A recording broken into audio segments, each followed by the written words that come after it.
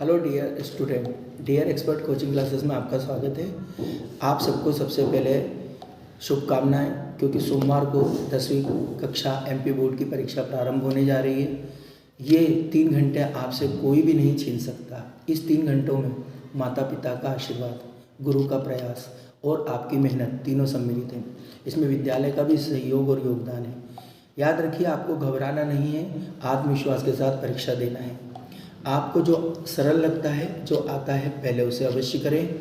दूसरी बात, सबसे अच्छी और महत्वपूर्ण बात यह है कि आप जो हैं अंदर से ऊर्जावान रहें, बिल्कुल घबराएं नहीं। आपको सब आता है, आप सब कर सकते हैं।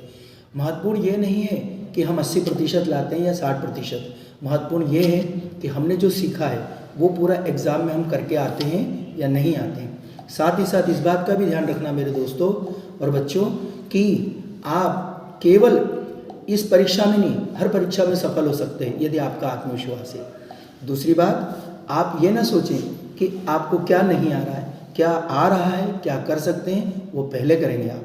दूसरी और महत्वपूर्ण बात यह है कि आप परीक्षा हॉल में कम से कम आधा घंटा पहले पहुंचेंगे।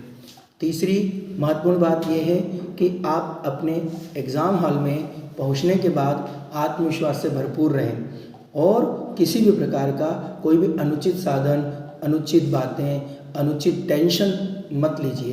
टेंशन लेने से परीक्षा में आपके असर पड़ सकता है। आपको सब आता है, आप सब कर सकते हैं, आपसे सब होगा। इस बात की कभी चिंता नहीं करना कि क्या नहीं आ रहा है, क्या आ रहा है। इस बात पर बार बार मैं जोर दे रहा हूँ, क्योंकि आपको सब आता है, आप सब कर लोगे। जो बच्चे अपने आप को कमज़ोर समझते हैं, उन्होंने भी साल भर में बहुत अच्छा पढ़ा है और आप कर लेंगे।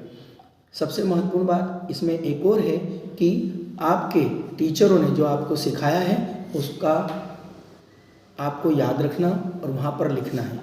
साथ ही साथ इस बात पर भी ध्यान देंगे आप कि आप परीक्षा में सहज होकर लिखेंगे, टेंशन फ्री होकर लिखेंगे, तो आपका रिजल्ट अच्छा आएगा।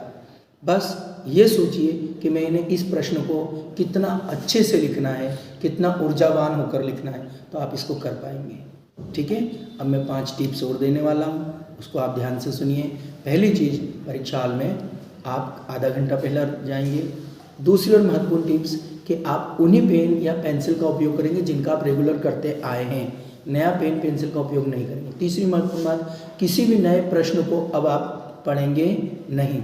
जो आपने पढ़ रखा है, जो आपको आता है, वो ठीक है।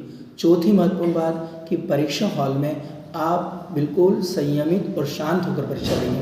और 5वीं महत्वपूर्ण बात, आप 3 घंटे का पूरा उपयोग करेंगे। Thank you.